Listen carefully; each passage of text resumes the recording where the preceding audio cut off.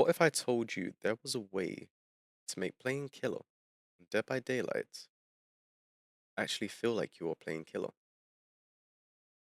Well, that is what I am going to prove in today's video. Chill, very mellow. In theory, you're not trying too hard.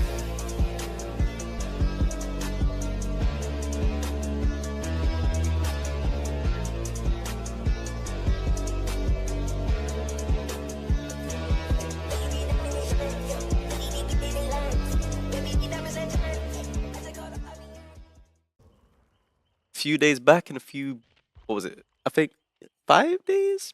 6? I haven't posted in a very long time and I apologize. I have been immensely sick. Like anytime I try and speak, I just end up feeling all scratchy and coffee and it was horrible. I hated it with a passion. So we're getting back into it with energy. We are flowing right into it with a Ghostface video. Now, before I made this video, I played Ghostface and I intended on playing Ghostface to make him seem like a strong killer. I wanted to play a horror character. I wanted to scare survivors. I wanted to feel like a horror killer. So the build that we are running is Franklin's Demise to make sure they cannot fight back whatsoever. Lightborn just to make sure they don't stun me. Hex Devour, so if I do get the hooks and if I do protect the totem, then they cannot fight back whatsoever. I can one-hit them and I can kill them. But that's going to take 5 hooks, and hopefully we get 5 hooks in today's video.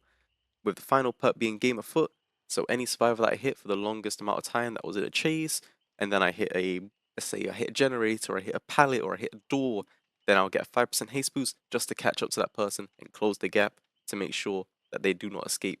Now, fair warning, this build is a bit iffy, and I know some people are going to be hating on it, but keep in mind, it is very easy to counter. For Devour, you just get rid of the totem. Franklin's Demise, you can't really counter against it, but at the same time, you're going to probably use your tools at the start of the match anyway. And Ghostface being Ghostface, he's not exactly the strongest killer at the given time. So, when I say he's not the strongest, I mean his power is really weak. You have to sit there, you have to watch the survivor, and you have to make sure they don't see you, because if they see you, the game's pretty much over. Like, I don't get his power. I played him when he first came out, he felt okay, and then they said they fixed him, but I'm still getting revealed around corners, so, you know, it's unfortunate, but it's what we do, and it's how we play. So yeah, we are doing Ghostface, we are doing it on Midwich. I wanted it to have a nice little horror atmosphere. I thought, hey, what better than a abandoned school?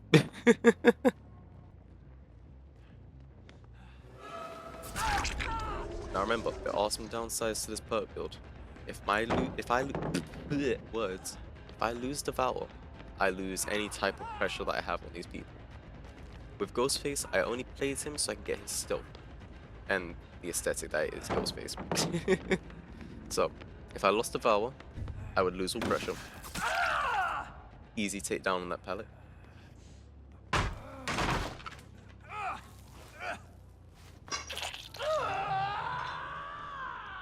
Essentially, the reason behind this video is that I realized that survivors are becoming much more aggressive, becoming much more, confrontational. Instead of the generic survivors go hide in a corner, wait, lay low, do some generators, they seem to be doing more flashlighting and pallet stunning and body blocking, and it just seems to be that that is the norm. So essentially what I planned, essentially what I am planning, is to remove their aggressiveness and turn them back to the way that survivors should be played, which is, hiding and making sure the killer doesn't see. See, even here, Ghostface got revealed, I didn't get no stalk. It's unfortunate, but she is very close, so one stealth mode, one little bit of stalk, and she is exposed, which I guess where Ghostface gets his power. Drop some pallet. I mind game myself. I was essentially waiting for the stealth mode because the second that kicked in, exposed. And honestly, that's the best way I see to use Ghostface. If I stalk them to 99 and stalk them in chase, do a little exposed, chances are I'm gonna get them. Now, after I realized she would mind game me a bit, I realized, hey, let's do one more loop. Would she mind game? No, she will not. Close the gap, get the knock. Easy.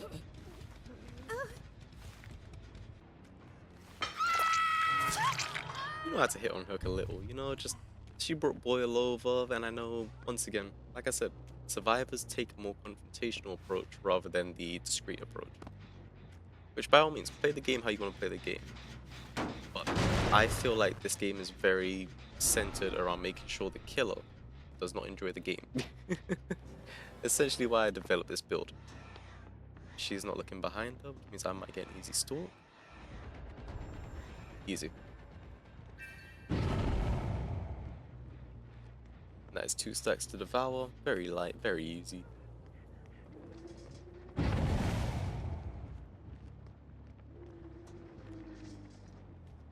She ran this bathroom, she's waiting. But with no heartbeat, she can't tell which way I'm coming. That's another easy knock, almost to level 3. Very, very close. We just need to make sure that we defend the totem the entire time, because if we lose the totem, we lose the pressure, like I said before. So still gonna get to words do not work.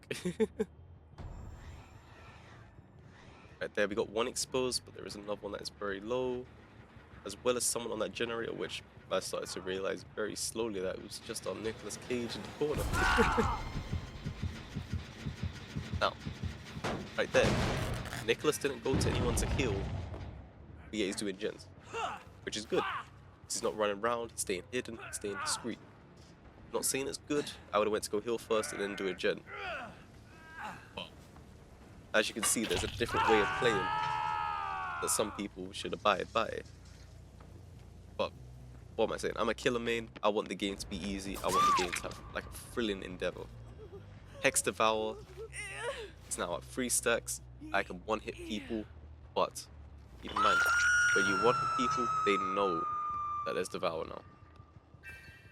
So the speed boost that I had, all that stuff, it quickly got Fang off hook, saved it from the stack, the 5th stack?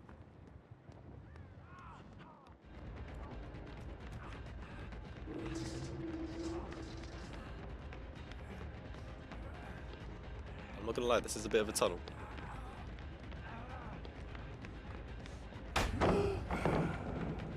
It is a bit of a tunnel, I'm not gonna lie to you. It's kind of fucked up.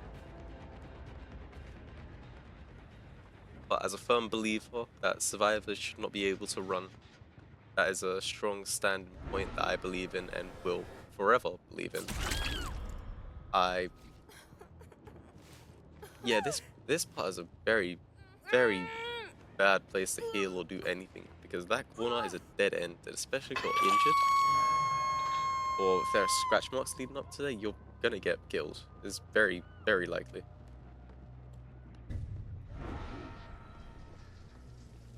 See scratch marks in the courtyard. Now, whenever you have a totem, you always want to keep them away, because the second they see it, they are going to bombard it. They are going to swarm it like ants on a crisp that they dropped on the floor or some shit. I don't know. I'm trying to think of analogies, but it's not working.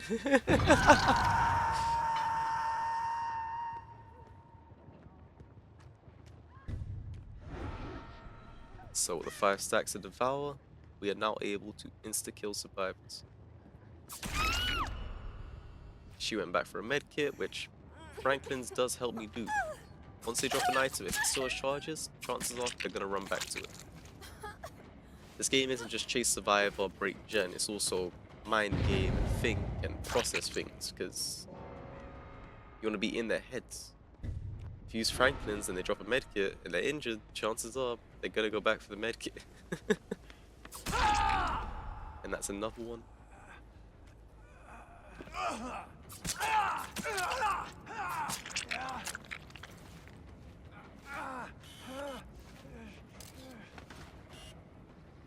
And this is how killer should feel. Because the second they start seeing that all of their teammates are dying instantly, then they start to panic, and they get concerned, and then they start to hide. The totem is still intact, nobody is on it, which is good. This is also why I chose Midwich, because it either has really good hex spawns or really shit ones. But the one I got is very good. It's in the corner, in the middle of the open area, which no one ever goes to. compared to some of the other spawns, which are like lockers in the middle of the hallways, classrooms that are just out in the open. There's also one that's on top of the broken concrete, built up into a ramp. To the next chase. Our beloved TTV.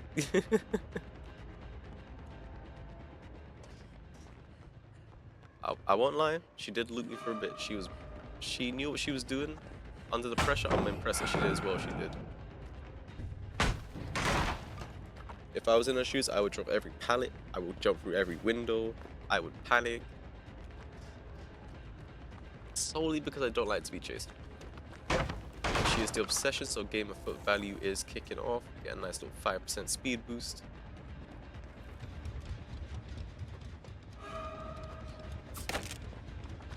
What we want from this Claudette, as she is our obsession, we want her to throw down all the pallets, or as many as possible. Because she drops down every pallet, and I get a speed boost, I'm not really losing out on chase. I'm constantly behind her, constantly have pressure on her.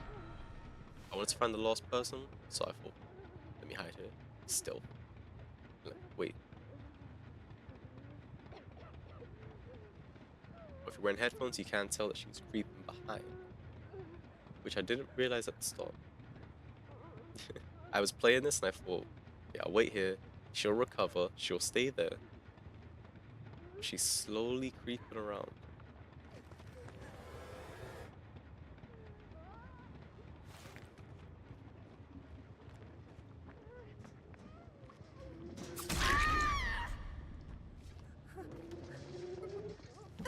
Of course, I kind of got a little bit upset. Because I didn't know if Meg healed or if this was unbreakable. I didn't actually check at the end of the match either. I just spawned right behind me. You know what that means. That mean? You know, you try to be influential and you try to use words and be eloquent in the English language, but it doesn't matter. Because if you speak too fast and you get tongue-tied, you sound like an idiot. You see that Meg is on this gate here, so I think let me loop around real quick. Whilst in stealth mode, she won't see me.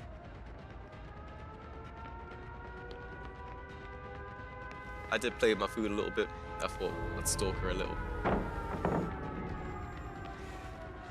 Just get rid of that terror radius that she has. Add more pressure onto that already despairing feeling that she has. Drops the pallet, tries looping me. At this point, I would have just given up. That's why I play the game. You like this feeling of survivors starting to feel hopeless, starting to feel down about certain things. And the second they feel that, that's where the killers shine, and that's where the killers enjoy the game.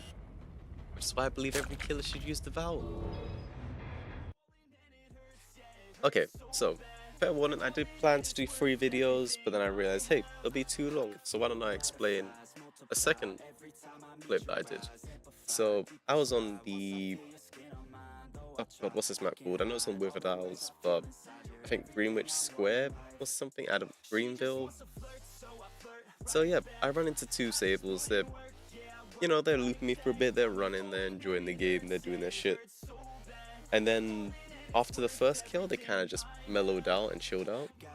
So, apart from the violating that this one did to me, I would say this game went okay. It was relaxed, it was fun. And yeah, it wasn't too stressful or anything. So, I guess I'd class that as a win on my side, or their side. But that's why we played the game, that's why we live for the game. However, I have one final match for you guys, and this one is on Treatment Theatre.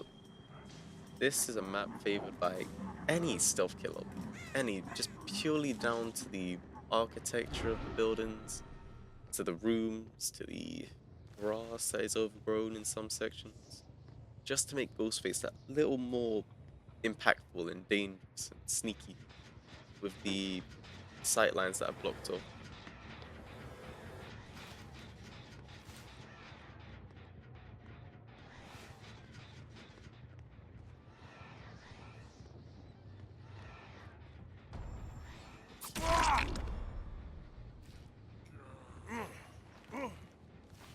Now, I did think that these were kind of new players because that build did seem a bit lost. Whenever I come across builds, they don't really seem to know much about chasing or hiding or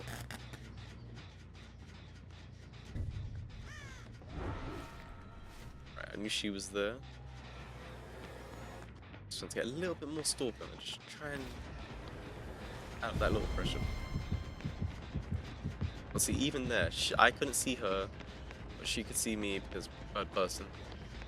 And despite that, she can still reveal me.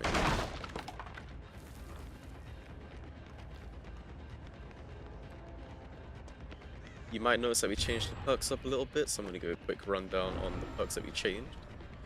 I got rid of Devour, because I played a few matches and it got cleansed first every time, like before a generate even popped, before I even got a hit to anything. So I did change Devour. And I also changed Game of Foot, because it was really only effective against the Obsession. And it's a good perk, I really do like it, it's just very concentrated, shall we say. So, for the perk on the left, we have Nowhere to Hide. Any generator that I kick, I get a aura reading around me for any survivor that is near me. So I can see them through walls, I can see them floors or whatever, stuff like that. And the perk on the top is actually Chucky's perk, which I only recently just figured out what it does. The perk's name is Batteries Included, and near a completed gen I get a 5% speed boost which lingers as I leave for 12 seconds. And I thought, what better way to be Ghostface than to be someone that's constantly quick, you know? In the films he's always seen to be chasing, and he's always seen to be cutting survivors off certain edges and gaps and stuff. So I thought it'd be a fun idea to capture his speed in a more likely format.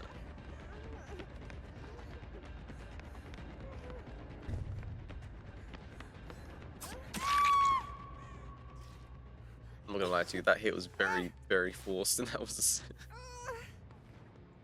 I know damn well I would be screaming down my mic, down the stream, down my friends, how that hit.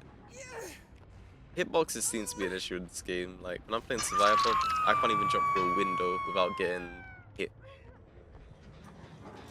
I've got to be like fully through it and then run a meter away just to make sure I don't get hit.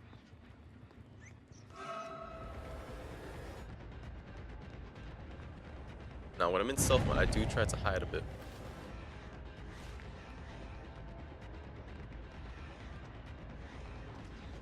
I am good at predicting where survivors will run. I'd say that's one of my strengths in this game.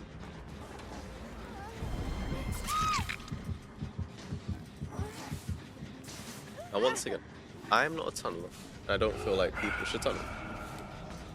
But if they run right at me, just to get decisive strike off, then I'm going to tunnel you, and I'm going to keep chasing you.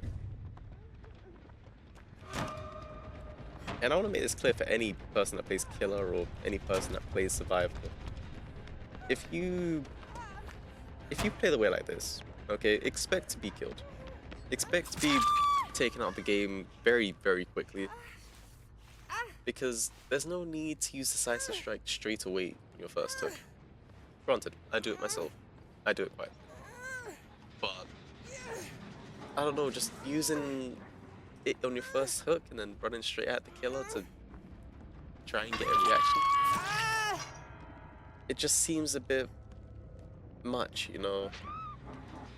Like when I play Killer, I log on, I make my builds, and I pick whichever killer I want to be, and then I chase survivors. That's the reason why I enjoy this game, because I get to chase people.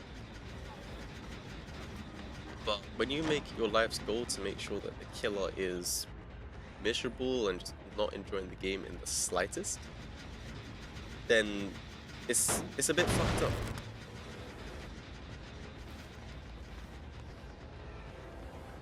Now, this loop is a bit iffy. It's either I loop them one way and they get an escape, or I loop them the other way and they get to stun me. So Once again, the lunge is very, very curious. It's very interesting. Slap her on the hood.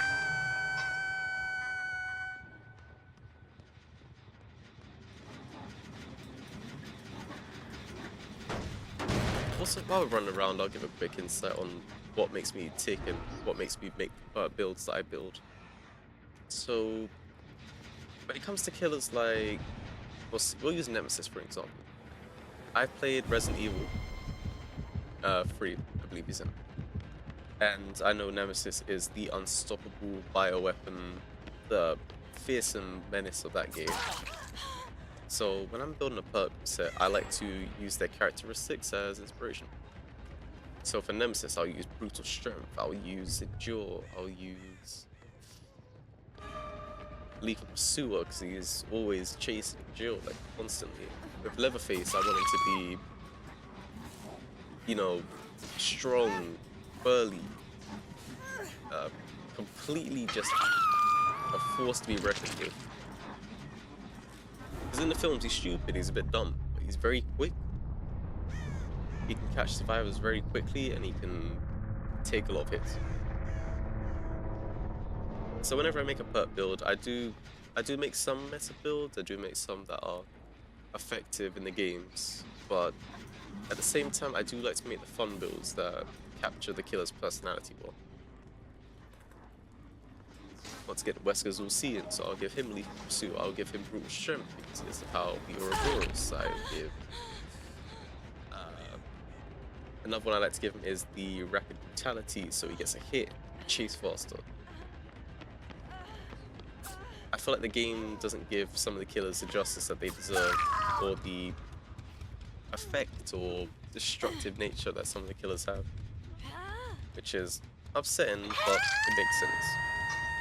I mean, if we had a lore accurate Nemesis running around, the game wouldn't be fun at all.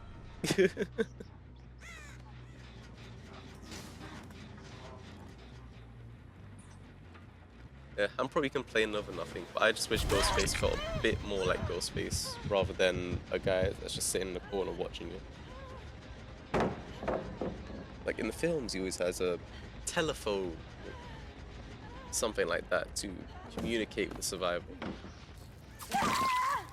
Which would be cool, you know? He goes into stealth mode, then he calls a survivor. And then like a little voice line would play, saying hello or something. I think a lot about how this game could improve. But then again, I'm just a killer main, I just play the game for fun.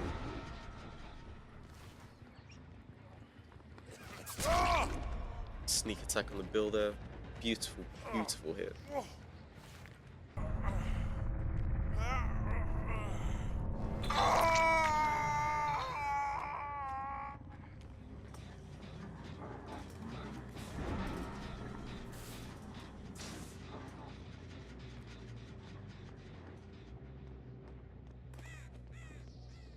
And now for probably one of my favorite parts of the game, which is the end game.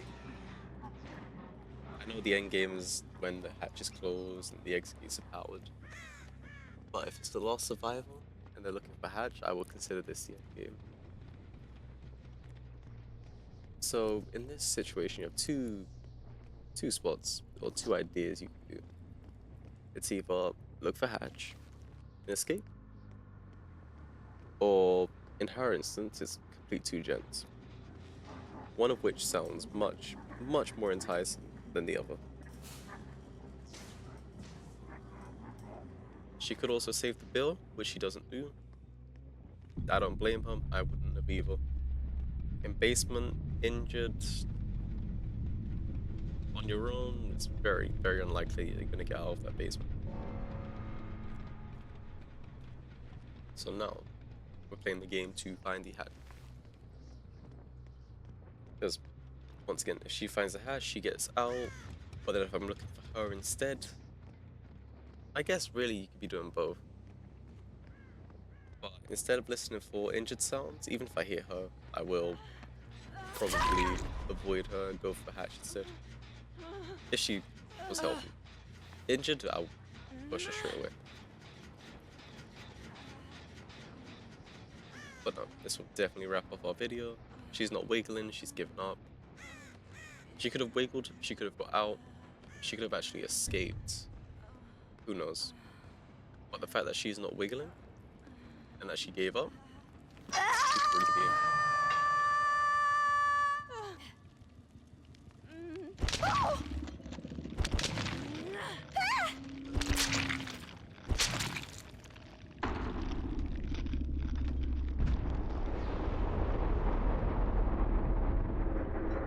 Just like that. Solid, solid game.